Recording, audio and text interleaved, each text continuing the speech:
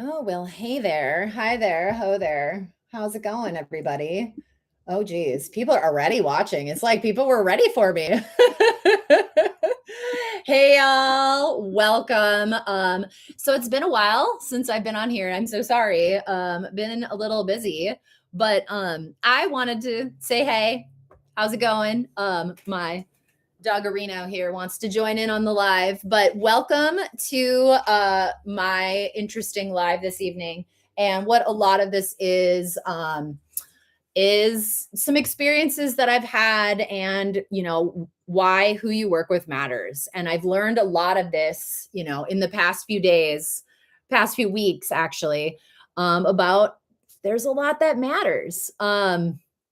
So we're going to talk a little bit about some of my experiences, whether it's with other agents in transactions or just with clients or with potential clients. And then also, I want to invite you guys to jump into the chat, ask questions. This is a live, so I want to answer stuff. Yes, Pup was there. She is always loving to be on the computer, always says hi to everybody when we have Zooms and stuff. But, one thing, like a lot of what spurred this is I want to talk to some people that don't think about like things when they're moving, about like, it is really important that you understand who you're working with and who is representing you. And I take my job extremely, extremely seriously. As a realtor, we obviously have to, hey, Charles, we have to sign a buyer broker agreement or a listing agreement with whoever we work with. And we do have fiduciary responsibility to people. And there's a lot to that. I explained it earlier this evening to a client who's looking to purchase their first home, that it's a lot like client-patient confidentiality with a doctor. And we do have certain rules and regulations that do guide us, some principles that guide us when you are signing a buyer brokerage agreement in the state of Washington. It's actually a 4-page document that you get to look at, and it talks about all the rules and stuff that we are required, the duties that we are required. Obviously, with a client, the level of care that we provide is so much higher than it would be to anyone else, because we have a fiduciary responsibility to you as a client. And I think some people don't take that as seriously as they should. Why don't we kind of just jump straight into this and talk about what happened on multiple occasions to me this week? So I had a listing that was under contract, and the buyer decided to terminate. So the buyer's agent sent me over some paperwork. And I got to tell you,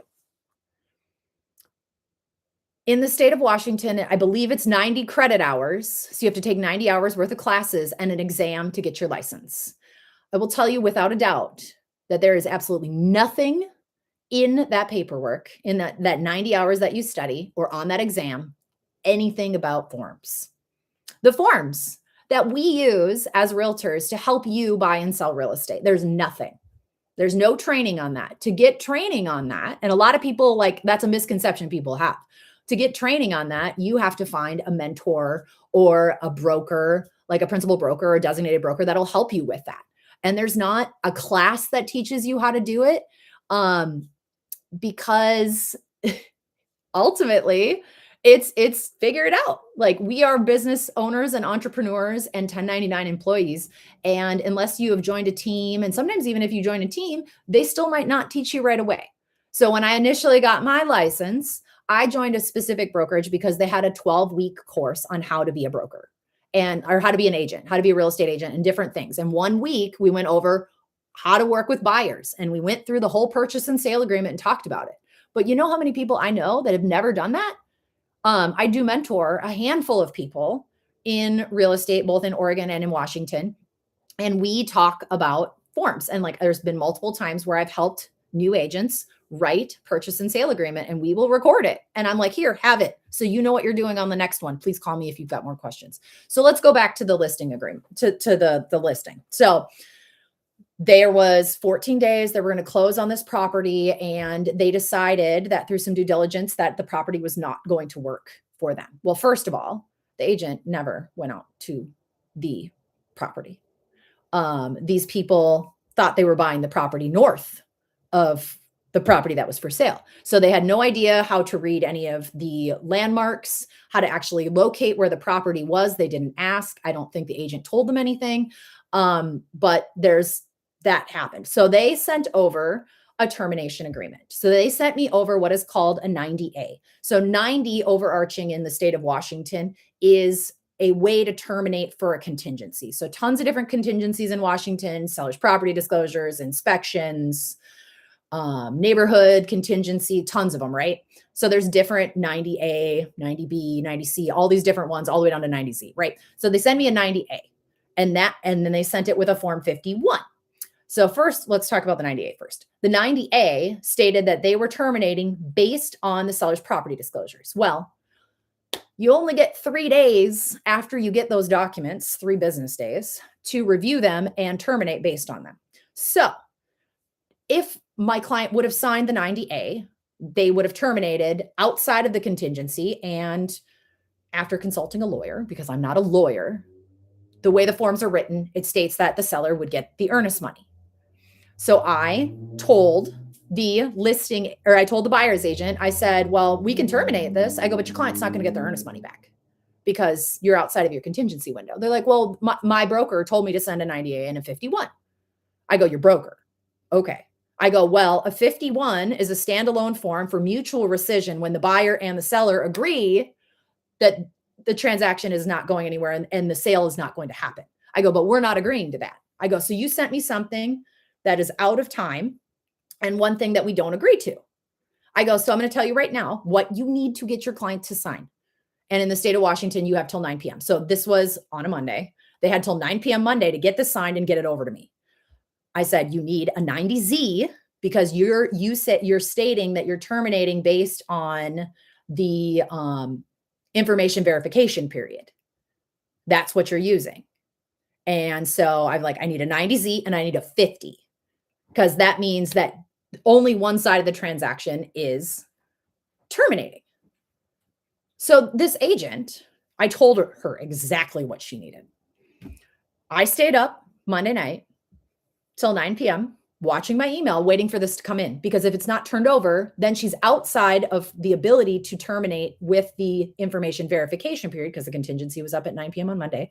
And then for sure, she wasn't getting her client wasn't getting her earnest money back. Nothing. Woke up Tuesday morning, absolutely nothing. Sent her a text message at 7 a.m. was like, hey, never got anything from you. She's like, yeah, I sent it to my client, but she never signed it. Okay. Few things that I don't agree with in that situation. How hard did you try to get your client to sign that? And how much did you tell them that it is very important that they sign it? I think that maybe that agent was embarrassed that the forms that they signed were incorrect and they didn't want to say anything, but they were more willing to not say anything and lose their client's earnest money because they didn't know what they were doing. Even their broker said that the paperwork they sent over was correct. Well, as someone who studies those a lot, the forms and how they work, I've taken multiple classes with our legal counsel, the Washington lawyer, Annie Fitzsimmons, who does all the realtor stuff. I take it seriously, because you have hired me as and I have a fiduciary responsibility to you. So I was beside myself that this agent just didn't give a crap that their client was going to lose $1,000 of their earnest money because they couldn't fill out the right forms. So I guess my big thing is how do you find out if an agent knows what they were doing? I'm going to tell you right now, it does not matter how many years they've been in the business. I guarantee you this woman has been in the business for a long time. Doesn't mean they know what they're doing. 2, doesn't mean that they necessarily care.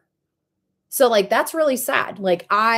People, you have to care about your clients. And that's one of the big things that's going on too in the market. And that's a completely another topic, but there are agents out there. It's either you're doing really good in real estate or you're not. And there's people that are they just need a paycheck because they need to pay their bills. They need to feed their families. And they don't care about what type of house you buy, what things are wrong with it. They'll just smush it under the rug. How do you avoid those people? Well, I think it's also not people like, even if they've done a lot of helped a lot of families in 1 year, it's not necessarily like that they're on their best, like they're having your best interest in mind. So I think one big thing, and there's a lawsuit out right now about Zillow. And Zillow, you can go on Zillow and you can go on Redfin and you can book a showing while they sell your information to agents who will pay them 40% of whatever commission that they get on the sale. So, they don't really ever, a lot of the people that I've learned, like, I mean, some agents are pretty good at it that I know that are in Zillow, but like some agents are just like turn and burn because I don't want to do any like real relationship building. I mean, I'll be really honest. It is our job is relationships. Real estate comes second. That's what I believe. But a lot of people are like, we are in sales, so we need to lead generate. Well, get to a point. So people are just, Zillow, turn and burn them, turn and burn them. And I'm going to tell you right now, as a listing agent, I ask the agent that turns in your offer, how long have you been working with this person? Do you know them? I will ask the lender the same questions. Do you know them? How long have you been working with them? How did you get hooked up with them? Because if I get any inkling that it's a Zillow or a Redfin, I'm probably thinking from my experience, usually those people back out faster because the person that is guiding them, the buyer's agent that is guiding them is either like inexperienced or just wants to get the sale. And they haven't really truly sat down and listened and had a consultation with the client. So with Zillow, you have to sign a touring agreement and like you have to take them to the house. And so they sign a touring agreement. They know, no, after 2 days, they are like, oh, actually, I didn't think about that too much. So I probably like, I'm going to rescind my offer. I'm going to back out of the contract. And you're like, really? So there's a lot of continuity and with that and needing to be the right person and ask the right questions and spend time with the clients. And so you need to, when you're hiring your agent, you need to spend time talking with them and understanding like how they operate and that your best interests are what are guiding them. So like I told that to the client tonight. I'm like, ultimately, I have a fiduciary responsibility to you and to take care of your best interests. It's not what's in the best interest of Cass. It's what's in the best interest of the client, of the buyer or the seller. So I'm pretty straightforward. So it's just a real struggle that there is such an easy barrier to entry to get a real estate license, and not two agents are created the same. And a lot of us take this very seriously as a career. Like I did this full time. I know a lot of agents who do it as a hobby. And so it's like, are they up to what is the most recent, trends going on in the market? Do they know, what are buyers looking for? What can we negotiate right now? How do we negotiate? Like I negotiate every day. I'm ruthless with negotiation. And I think a lot of it comes from, let's talk a second example. So I have another listing and we were told that by the buyer's agent that the roof needed to be replaced. I'm like, I've had many years of construction. I've done a lot of negotiating about roofs, right? And we were like, okay. I was like, I bet you still got a couple years on it. Had my roofer go out there and like, this is why you need an agent who has trusted vendors. So my roofer is not about putting roofs on houses. He's not about not putting roofs on houses. He's about doing the right thing for the client, because ultimately I'm going to call him a lot more if he tells me the truth and he tells my clients the truth and we produce it as the truth. Like it's a fact. And that's, from real estate perspective, that's the best thing to do. So the agent was like, we need a new roof. And I'm like, I don't think so. So I had my roofer out there. And so I asked the agent, I said, did you ask your roofers if it needed a new roof, or did you just tell them to go out there and give you a bid? Because the inspector wasn't quite sure. What do you think the answer was? The answer was, oh, I just told them to go out there and give me a bid. Well, of course they're going to give you a bid. If you tell them to go give you a bid, they're going to go give you a bid. But my roofer says you don't need it. We had 2 to 3 years still on it. 2 to 3 years, negotiable. The next thing that came up, they're like, well, we want the roof paid for, this, that, and the other. And they're like trying to get, they had 5,000 in seller paid concessions so that they could have their buy down verified with the lender, that the lender needed the sellers to pay that so that they could get their buy down. They couldn't pay for it themselves. Fine. I'm all for that. My clients agreed to it. We're totally cool with it. They understood everything that was going on. Well, then they wanted like 13,000 for the roof. And I'm like, oh, no, not happening. And let me tell you why. This is where an expert in the real estate market will tell you what's going on. So I did my research when we did our CMA. I know all the houses that are for sale, not only in that neighborhood, but around surrounding area. So this is a attached at the garage, single family home with no HOA. If you wanted a single family home, you would be looking at $75,000 more for a sale. In that neighborhood, all the other houses had sold for $20,000 to $30,000 more. Yes, they were a little bit nicer. They were a little bit bigger, but so we were priced very competitively for the neighborhood. And then if you wanted that price point anywhere else in the Vancouver area, you were getting a townhome or a condo with an HOA. There was not a single family home for sale or pending that day that I looked it up when they were making that play for the roof. I was like, that's fine. I'm like, you can terminate your sale. I go, your clients will spend $75,000 more to get a single family home. I go, or they can take this one, which is only attached to the garage, and get a really good value. And my guess is you're probably going to have equity, because I had done the market research. I have looked at all the sales, and the buyer's agent hadn't looked at any of that. The only thing they were focused on was, we want the roof. I'm like, there's lots of other value in this home, in this neighborhood, and what is the greater market doing? So that is the type of agent who understands and knows what's going on. So I can do that on either side, either the buyer side or the seller's side. So understanding, protecting the best interest of the client, because I didn't want that client to go back on the market because they would have gotten less money for their home. Yes, they ended up giving up a little bit more, but we did not pay for a full roof. We did not. Or full roof and closing costs. We had some money in there. But understanding and talking through that type of stuff. So it's like, what other agents do that? Conversely, as a buyer's agent, same thing. I like to do the research on the agent on the other side, know who they are, how much business they've done, what they're doing.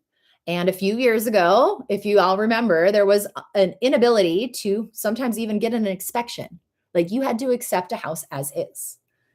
During that time, I still managed on this one house for some friends of mine, still managed to get a roof, or not only get an inspection, but I got the roof paid for. And per my roofer, he told me there was still 3 or 4 years left on the roof. And I didn't not say that to the client. I just said, but my roofer was like, it's going to leak. Well, of course it's going to leak. So what do? We asked for the roof. And when I talked to the listing agent, I was like, it's going to need a roof. I didn't say in 3 or 4 years. I just said it's going to need a roof. And he asked his client, and his client said yes. So when you don't ask for things, sometimes it's within boundaries. So I understand they asked for it. And then I told them on the other house, when I was a listing, I told them no. But as a buyer's agent, I was like, needs a roof.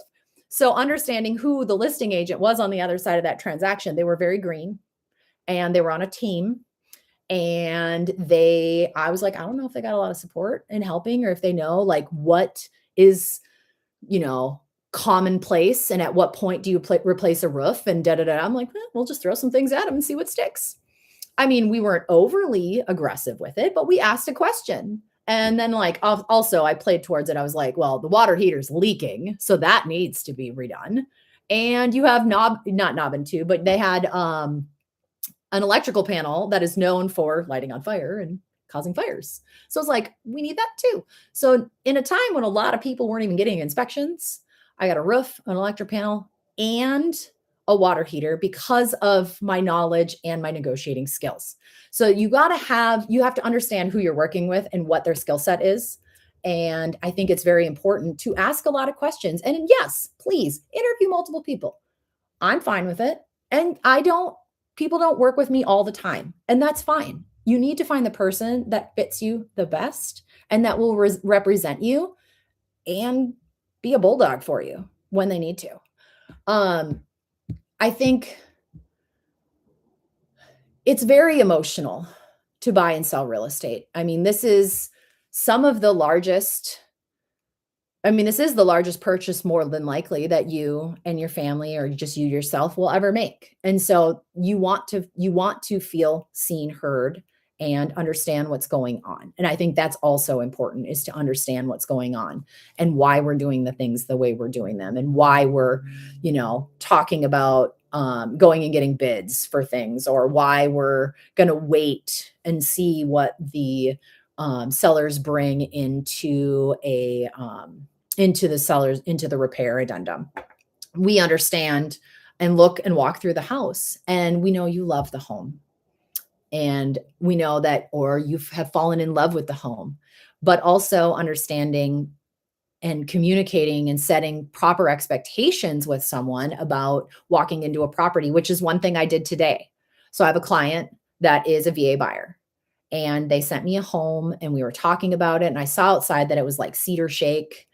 And it also, they had brought up that a few of their family members had seen some water stains on the ceiling. Well, this is a VA loan. And one of the biggest things that VA appraisers do not like is they do not like chipping paint anywhere on the house, anywhere. Like there better be one chip on that house. They also don't like when boards on a deck are kind of wonky and a little bit, dry rotted and there's like holes in the deck, because that's a trip hazard. Same thing with like cement. Like if there's a cement walkway and like one part of it is like, when there's tree roots and one side's like this and the other side's like flat in, they're going to say this is a trip hazard and they're going to ask you to jackhammer it out. I know from experience. I had a client who sold a house and they had to jackhammer out their sidewalk. And I didn't think it was that bad, but the appraiser like had it out for people that day. I don't know. You just don't know what other people are going through. So understanding through like learned experiences as well. And when we network and talk to other realtors, we hear things that they're going on in the greater market in their experience. So, we take that in, but talking with my client and setting the proper expectations about that siding. I said, we can go down and look at that house. I go, but I doubt the seller is going to want to paint it. If there's any issues on the home when it comes to siding, when it comes to like chipped paint, especially on like cedar shake siding, it's like inevitable, especially with an older home. I go, it's going to be tough to get that through.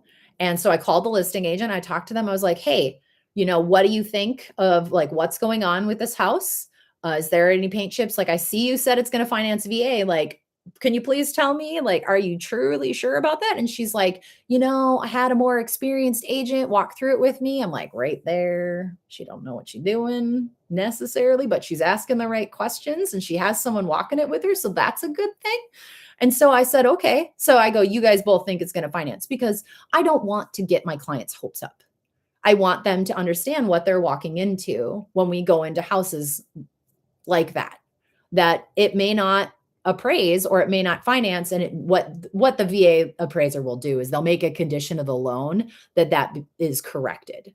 So in the case of the one house that I sold way back a few years ago, my client ended up jackhammering out the cement walkway. We replaced it with some gravel. And then they also had a condition of the appraisal that a few of the deck boards were bad. And I was like, well, which ones? They didn't really point out which ones. So we just kind of guessed. We're like, hey, are they better?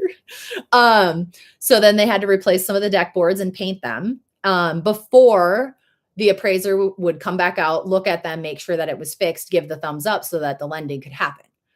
So there's so much more that goes on than just like opening a door and writing a contract and negotiating, like understanding what expectations or potentially not expectations is. And so asking someone, oh yeah, I've been in the business 20 years. I know someone who's been in the real estate industry 20 years. She does 3 sales a year. You think that she has a ton of experience or just 20 years? If you do 3 a year, so she's done 60 sales. I did 31 last year. So it's relative. It's all relative. So you have to ask a lot of questions when you are talking to your agent. It's not just, hey, what is your, what is your fee? That's a different thing to talk about. I think it's also important to understand the buyer brokerage agreement and what you are paying for. So someone might talk about 2.5 bananas being their cost. Well, you might talk to someone else. Well, they'll do it for 2. It's like when I say Target and I say Walmart, which one do you prefer to shop at? And what kind of quality are you getting? So when you order from Amazon, you're probably getting some from China, or you can go to the local person, the local shop down the street that can also give it to you, but you're going to pay a little bit more, but you're going to help a local community. So it's understanding that too. Like it's not always about the dollar value to you because you need to find someone who will represent you good and doesn't need a paycheck like tomorrow. Yeah, I'm sorry. I'm very emotional about that. And I love y'all. So some things when making your decision to do your relocation too. So other things that I have seen. So, we talk about mistakes people make. And I ask a lot of questions, things about like what you like doing, who you are as a person, like what hobbies you have. And there's reasons for that because each community is different. And I want to find the community for you that is going to best fit your lifestyle and what you want to do. So if you like want to go walk on trails and enjoy nature, I'm probably not going to recommend to you going downtown Vancouver because if you want to be more in nature, you're probably going to want to be a little bit north. Now, however, and this is different, when you ask me about crime rates and when you ask me about like if I like a neighborhood, those are things that I necessarily cannot get into. And that's a lot, like I feel bad about not being able to give my opinion on those type of things, but we do have standards as realtors. And I think people sometimes forget that. So when you ask me about the crime rate somewhere, I'm going to tell you to go to crimegrade.org and check it out for yourself because it is part of doing your due diligence as a buyer. I think it's important. Now, I can tell you the cool things that are in the neighborhood or things I like in the neighborhood or that type of stuff like, oh, this ice cream shop is great or, oh, this coffee shop has like the best pastries. I can tell you that kind of stuff. But when it comes to like the crime and, political leanings and that type of stuff, I can't, it's harder. We are not supposed to talk about that stuff. And there are rules with ethics. It's called staring, fair housing. So I've had that question a lot lately, and I've heard a lot of younger agents making comments about how a neighborhood is super crime ridden and they're going to get your cars broken into by all these Black people. And I'm like, you don't deserve a license. And you obviously didn't read anything in your study guide and in your education, because that is in your licensing education. That is absolutely. And like right now I'm in the process of taking the licensing education for a principal broker in both Oregon and Washington. And so then I would be able to manage other agents. So I'm taking my job very seriously and understanding what we can and can't talk about. And I think a lot of people that are looking to buy and sell houses. Like they ask us these questions and they don't realize like some of those things we can't talk about. So when other things that come up, we talk about interviewing agents, right? Okay. So I know I'm kind of all over the place. It's been a long day. Please bear with me. But some of the questions that I think that you should be asking. So for anyone who's still on here or watching this later, how do you handle a problem? Because they're going to come up. Something is missed. We have a struggle with repairs. You miss a deadline, heaven forbid, as an agent. So you want to ask, how do you handle a problem? Because this is a job interview, right? Other things, how do you communicate? Well, my answer to that is, how do you prefer to communicate? Because I want to know, do you prefer emails? Do you prefer text messages? Do you prefer calls? I prefer a lot of things in writing. If I text you, cool, super quick, whatever. But I have clients that don't like texting at all, and they like phone calls. So I shoot them an email and then I give them a phone call, because then I at least have it in writing that I deliver the information. But ultimately, the agent should want to communicate with you how you prefer to communicate, and however that works for you. Next, how much relocation experience do you have? I know a lot of people on here. I mean, this is a relocation channel. How much relocation experience do you have? I would say that 60% of my business is relocation, either moving to or leaving. And it's because I have decided to specialize that. Everybody's kind of specializes in different things. They call them pillars of business. And my main one is relocation. So I have a huge network all the way across the country of people who also do relocation. And we try to make the move as smooth as possible from point A to point B. And I like working with other agents while you're trying to sell your house in Arizona, and help you make that smooth transition up here to Vancouver, Washington. And so I talked to that agent down there about, what the timelines are, what your contract looks like, when inspections are done, at what point, so I understand at what point you can write a more competitive offer up here in the Pacific Northwest. Conversely, if I'm selling your house and you're moving somewhere else, I'm going to do the same thing and give that information so that you can write a competitive offer on your new home, wherever that might be located. Next is, the next question I would ask is, what happens if things go wrong? Are they going to have an honest conversation with you? Are they going to be scared? There can be a lot of very uncomfortable conversations that can happen in real estate, because it is emotional, because there's a lot of money involved, and because necessarily, a buyer and a seller are probably only going to do that action 3 to 5 times in your life, where realtors are going to be doing it 3 to 5 times, maybe even in a month, helping people do that. So being able to have the difficult conversations with you, which, hey, this house, I don't think this house is the right one for you, and this is why. Or, this buyer is not the right person for you as a seller, and this is, in my experience, why. My job is to present you, and this is the big one with agents. My job is to present you information and options, and then give you the education and the information that you need to ask questions and to move from point A to point B and make a decision on what you would like to do. I am not, we should not be forcing you to do things, but we do need to give you all of the information and to give you your options. And I think that setting expectations and having that honest conversation is very important. And I don't think necessarily everyone has those expectation setting conversations. And that's what leads to those really tough conversations, because they weren't ready on the front end. I will tell you, I had a beautiful transaction with a gentleman in Camas end of last year.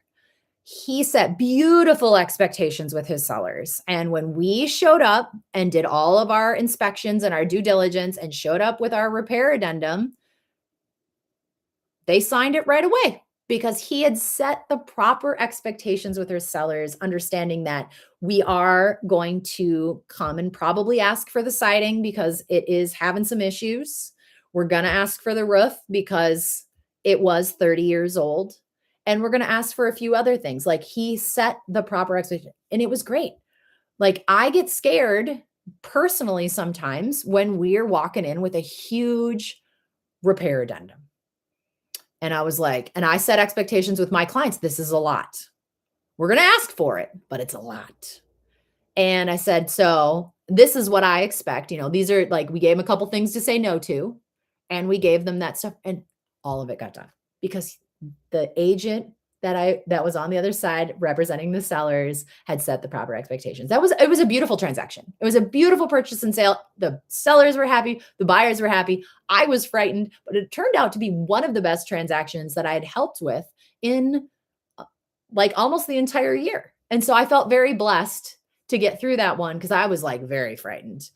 So same thing. I'd had another buyer that I represented, and we had talked about, they're like, the house is too expensive. And I'm like, it is very much too expensive. I did all the due diligence, and I did all of the comps on it. And I wrote out a whole paragraph, like huge 2-page like document about how I didn't believe the pricing was correct on that house. And this is what's justifying the offer that we were writing. I spent an entire night writing that. And you know what? The listing agent did their job.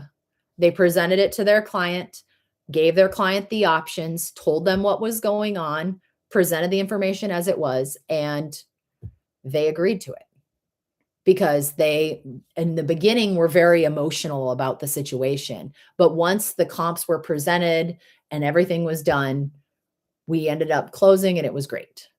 So there's a lot of that too. So, you know, are people going to be honest with you? Are people going to be able to have a tough conversation with you? Because there can be very tough conversations had, but as long as they're setting expectations correctly with you, I think that's great. So I guess the one question I have, and if we've got a bunch of people watching here. If you've got questions, please chime in. We've got a few more minutes left. I want to know kind of what your questions are about the situation, but it does really, who you choose matters. What is their education? What is their motivation? Why do they do what they do? Why do they want to represent you? And why do they think they would be a good agent to represent you? Do they have your best interests at heart? And it's hard to say some of those things because I sit and I watch sometimes, and I can see on the other side that, you know, maybe the agent really wants to do good and maybe they're just learning. Maybe they have a good mentor. I think having a mentor is a great thing to do and to have. So it's all about whether they can help you, or if what is your motivation? Are you there to learn? Are you there for the paycheck? And it's unfortunate. The barrier to entry is very low. There's nothing about forms, and it just drives me bananas. And a lot of people think this job is easy and they don't take it seriously. I am so honored when someone trusts me to help them sell their $70,000 home that is a manufactured in Park because they worked very hard to purchase that home. Great. All the way up to feeling honored to help a buyer make the purchase of their dream home that is $1.2 million in the woods. And, you know, being able to tell them everything about living on a septic and a well before they decide to move to the woods. So understanding people's motivations, like I don't care what your dollar value is. I care that you are happy. And that is first and foremost what a good agent should do. So, okay. So other things, deals fall apart all the time. I think I saw a recent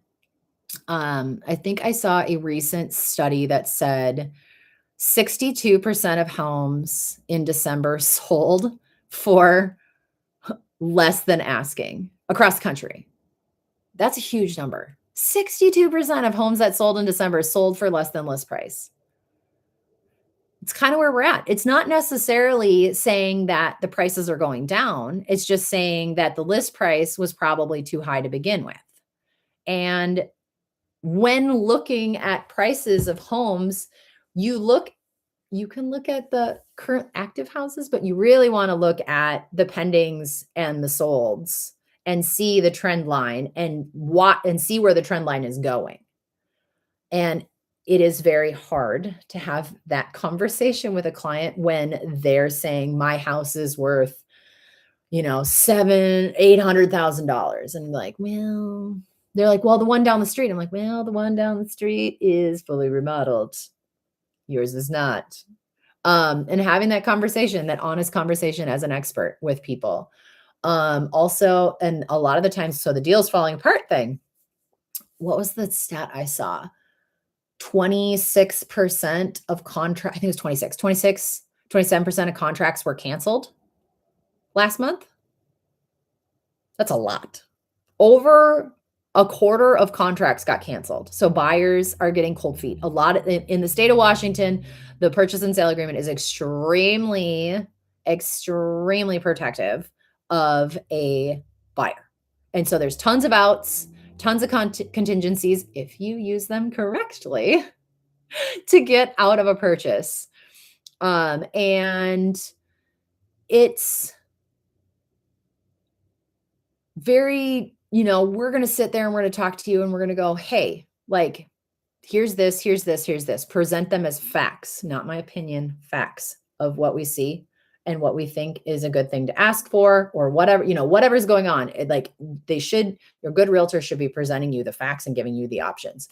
But when people don't set the proper expectations and they don't give the facts a lot of the time and like truly make sure that their client is ready to either buy or sell, that's where we find when there's a mismatch in expectations, that's where we find deals fall apart. So people that are not appropriately prepping their buyers or their sellers for what's going to be happening and setting those expectations, then we fall apart. And that a lot of that comes from inexperience, not having the amount of experience to do that. And some of it comes from people just wanting a paycheck. We keep going back to that. Other things, obviously, inspections, negotiations, they go wrong. We don't, people think that this is what they should be getting. And then, this is not what they're going to give.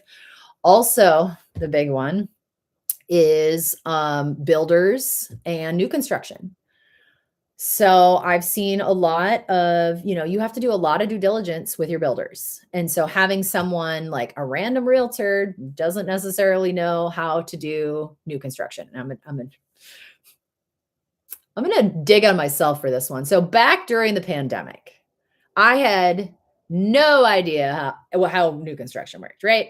I had a client reach out to me and say like, I want to buy this house. And I was like, I called about it and they're like, oh yeah, it's not, not available anymore. Like there's a purchase and sale agreement on it, whatever. And I was like, oh, okay. So I guess we need to wait for another house to be listed. That is wrong. But back then I was not experienced enough. It was also the pandemic and like, I couldn't go anywhere, but I was not experienced enough to understand that purchasing new construction is a different game than purchasing resale homes. And the whole new construction game I got into specifically because of this channel, because I had people start asking me questions. They're like, well, I'm not finding what I like, but I really like this new construction. So I did what any good studious person would do. I went and I educated myself. I was like, okay, you like this house. Let me go take a look. So luckily I went to a great community with a great rep and they taught me in about an hour everything I needed to know about like actually just the beginning portions of new construction. Like, yes, they have a house on the market, but it doesn't mean that they don't have 5 more that they just have not listed. And so asking the question, which lots? I'm looking for this. Do you have this? When are you going to have it? So like whole slew of questions. And not every realtor understands that. They also may not understand what things they can and can't ask for in the process. So I had a client that I had taken as a referral, and the agent asked me to take them because they weren't licensed in Washington. And I was like, sure, absolutely. I will help them. Like what community, what lot, we're taking care of things. They're like, yeah, I was like, so then I go to the rep. I go, they getting the 3%? Yep. Can they have the 5,000 that you offered my clients on their house? And they're like, yes, but only if they get the earnest money in tomorrow. I text the clients. I said, you need to sign the contract. You need to read it. We will all read it. You need to read the contract. You need to verify the contract. You need to sign the contract, and your earnest money needs to get in tomorrow. Now, as someone who is not versed and spends time in new construction, the other person who's only licensed in Oregon, like they don't spend time up here. And like, even if the builder is in both states, it doesn't mean they offer different things at different communities, like how many houses are going under contract. And so, number one, unless you ask, it's a no.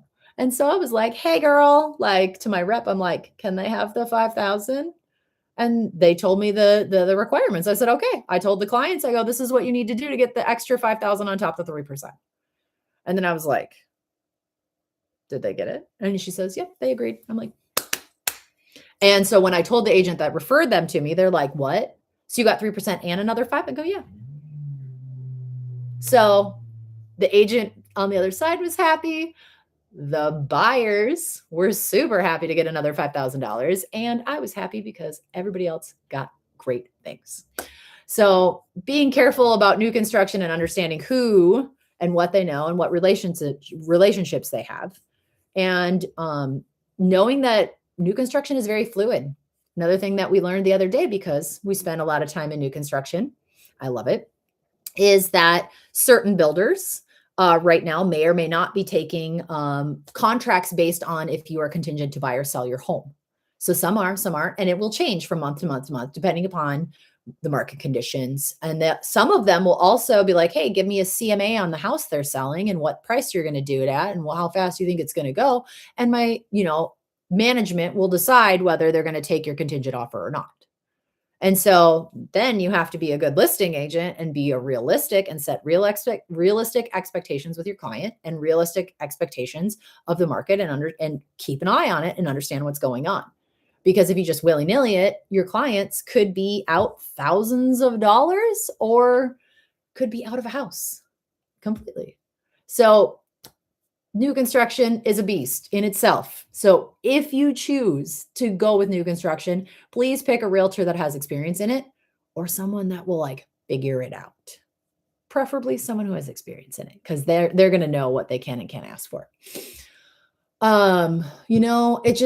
It's all about protecting you guys as buyers and sellers and taking good care of you and what is in your best interest. And does that realtor have your best interests at heart?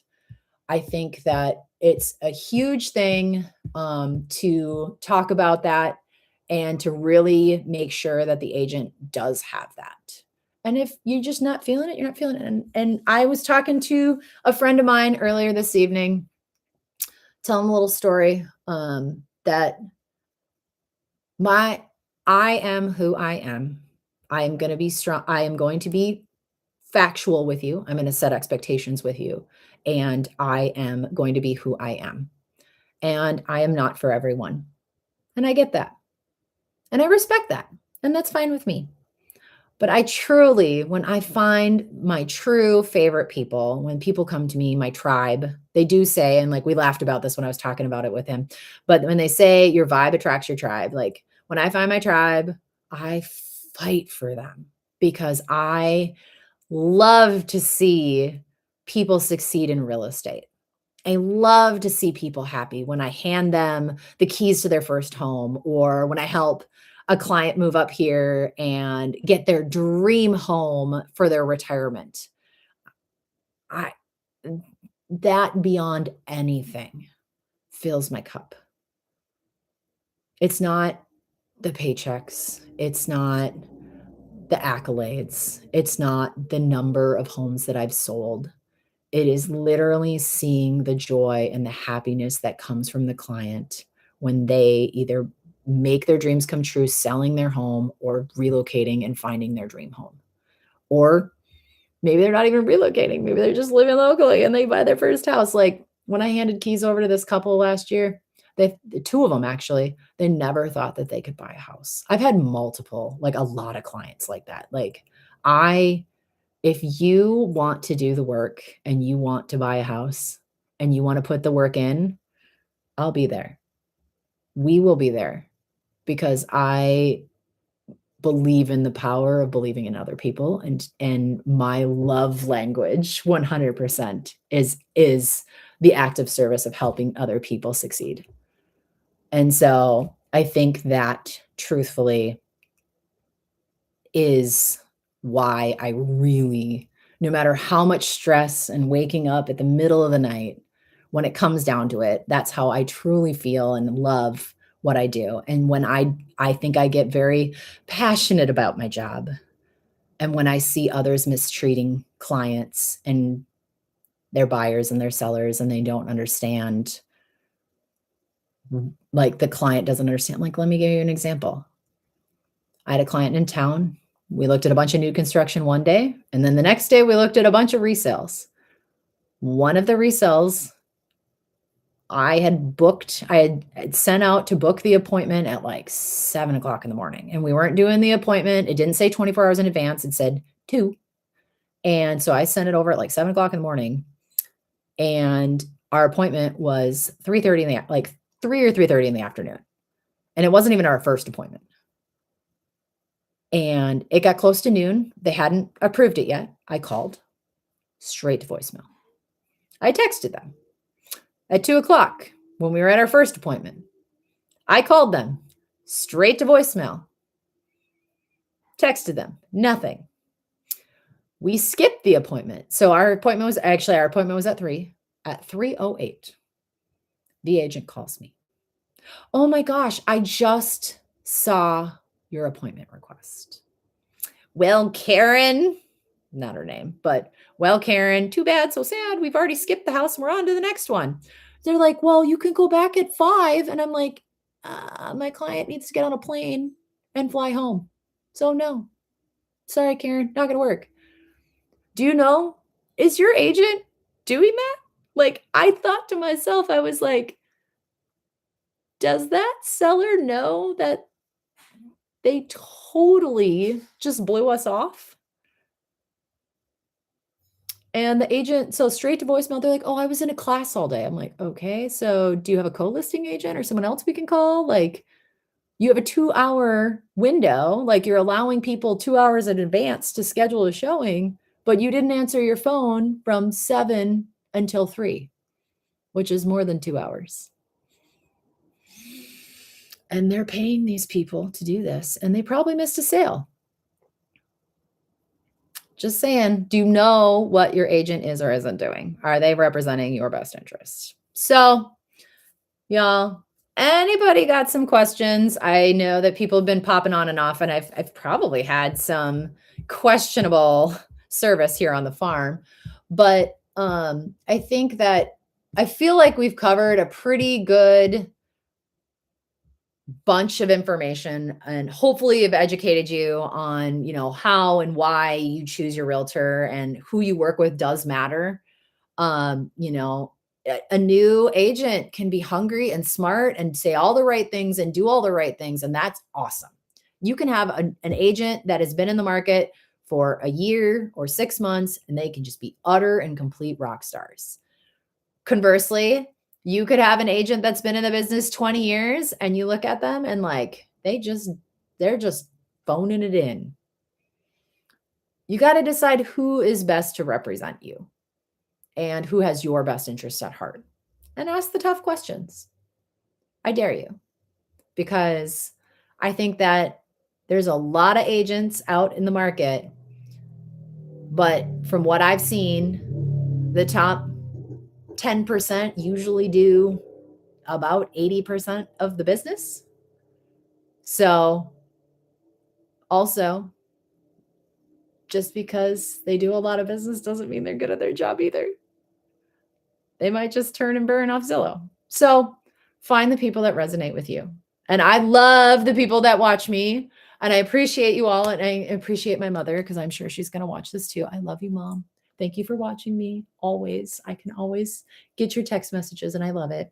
So if you are looking to buy or sell real estate in the Portland metro area, or Southwest Washington, so Vancouver, Richfield, Camas, Battleground, I got you. Both myself and my teammate Asia and our client relations manager Belinda, we've got you. We will hold your hand. We will educate you about all the things buying and selling and what it means to live here. We would love to meet you, and we'd love to have a conversation with you about how we can help you make your real estate dreams a reality here in the Pacific Northwest. So thank you for watching me. And as always, my name is Cassandra Marks, also known as Realtor Cass, a farmer with a wee little real estate problem. I'm also the mother of chickens and the best clucking agent in Southwest Washington. Thank you so much for spending your time with me this evening. I really appreciate it. I hope you found this video informational. If you want to have another chat, you can always find information down below in the description, a link to my Calendly or my contact information. Thank you so much, everybody, for watching. Charles, I can't wait. Have a wonderful rest of your Wednesday and a wonderful rest of your week. Happy February. I'll see y'all again soon. Okay, bye.